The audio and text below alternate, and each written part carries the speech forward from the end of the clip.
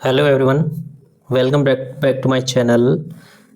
तो देखिए फ्रेंड्स, जैसा कि आप सभी को पता है कि समूह ग सीधी भर्ती के संबंध में, जिसमें कि उत्तराखंड अधीनस्थ न्यायालयों में यानी कि सिविल न्यायालयों एवं कुटुंब न्यायालयों में समूह ग सीधी भर्ती के माध्यम से कनिष्ठ सहायक के रिक्त 259 पद हैं तथा इसमें स्टेनोग्रेड के भी जो पद हैं उनकी संख्या 139 है।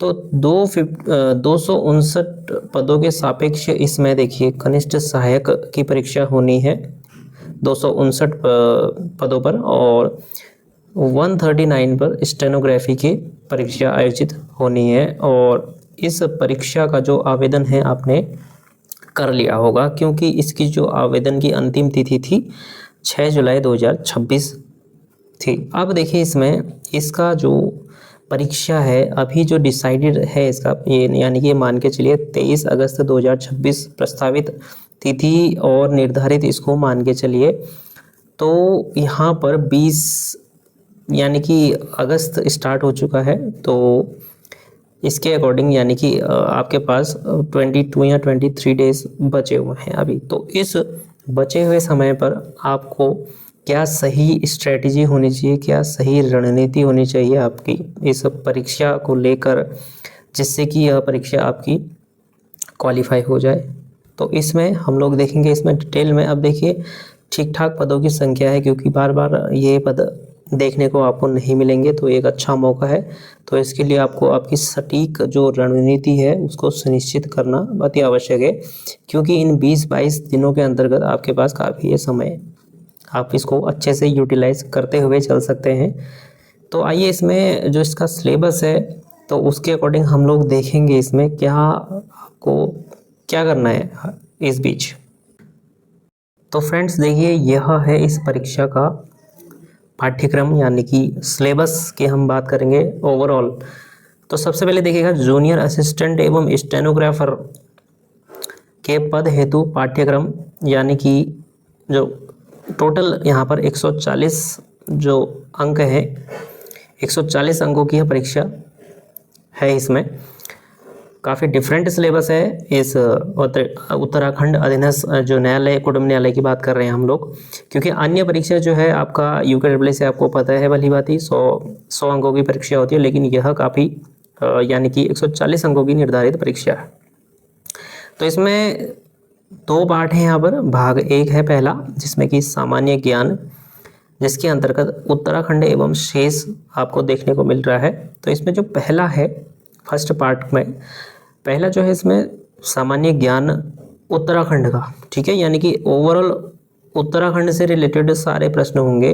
जैसे कि अदर में आप लोग देख सकते हैं उत्तराखंड यानी कि UKSSC जो आपका रहता है वो सामान्य में, जैसे कि सामान्यतः 40 अंकों का रहता है उत्तराखंड GS, तो यहाँ पर 56 अंक का है यहाँ पर, ठीक है। यानी कि सबसे ज़्यादा आपको देखने को मिलेगा, सबसे ज़्यादा अंक यानी कि सबसे ज़्यादा प्रश्न आपको यहीं से देखने को मिलेंगे। तो यह आपने अच्छे से आपको करना है अभी से 20-22 दिन जितने भी अभी शेष बचे हुए हैं। तो काफ़ी समय है, भरपूर समय है आप लोगों के पास, तो यहाँ पर जी जान लगा लीजिएगा। 56 अंक काफ़ी ये ज़्यादा प्रश्न है, जिसमें कि 20 से 25 प्रश्न जो है आपके रिपीटेड प्रश्न बनेंगे। सामान्यतः जनरली जो बनते हैं बेसिकली जो क्वेश्चन रहते हैं, बाकी आपका थोड़ा सा मॉडरेट लेवल आपको क्वेश्चन देखने को मिलेंगे, ठीक है। और जो इसका सेकंड है सामान्य ज्ञान, उत्तराखंड को छोड़कर अन्य प्रदेशों एवं केंद्र शासित प्रदेशों से संबंधित जो रहेंगे प्रश्न, 14 प्रश्न रहेंगे, ठीक है, यानी कि 14 अंक रहेगा। तो ये भी काफ़ी यहाँ पर इसकी भी इम्पोर्टेंसी है। इसके बाद तो यहाँ पर उत्तराखंड को छोड़कर आपके जो अन्य राज्य हैं हमारे, ठीक है, या अन्य राज्य एवं केंद्र शासित प्रदेशों को लेकर यहाँ पर प्रश्न आपको देखने को मिलेंगे। तो इसके लिए आपको सही जानकारी होनी चाहिए।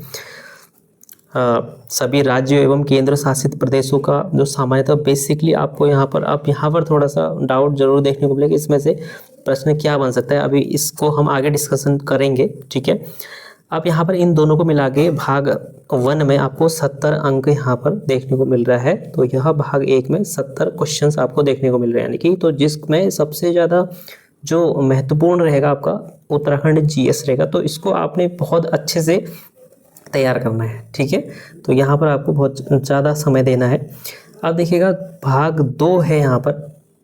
अब देखिए आगे बढ़ने से पहले मैं बता दूं, जितने भी नए कैंडिडेट्स हैं उनके लिए काफ़ी इम्पोर्टेंट रहने वाला है, क्योंकि नए अभ्यर्थी जितने भी होते हैं उनको समझ में नहीं आता है कि भाई क्या करें।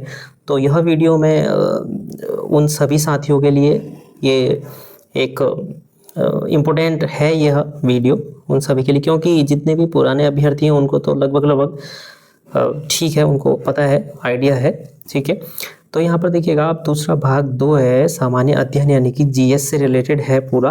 तो इसमें आपको डिवाइड देखने को मिलेगा। देखिए भाग 2 भी यहाँ पर टोटल 70 अंकों का है, यानी कि 70 क्वेश्चन देखने को मिलेंगे, जिसमें पहला है सामान्य हिंदी। तो यहाँ पर 14 प्रश्न यानी कि 14 अंक सामान्य हिंदी से रहेगा। दूसरा आपका रीजनिंग रखा गया है, जिसमें कि 8 प्रश्न है। तो यहाँ पर आपको सामान्य हिंदी बहुत अच्छे से करके जाननी है। 14 प्रश्न यहाँ पर आपको करने हैं और इजीली ये हो जाएंगे। अच्छे से आपको तैयार करके जाना है, बिल्कुल भी इसमें आपको घबराना नहीं है। ठीक है, और आगे हम लोग सिलेबस को अभी देखेंगे डिटेल में थोड़ा सा। ठीक है, लेकिन आपको जहाँ पर ज़्यादा देखना है, मैं उन टॉपिक्स की बात कर रहा हूँ इसमें।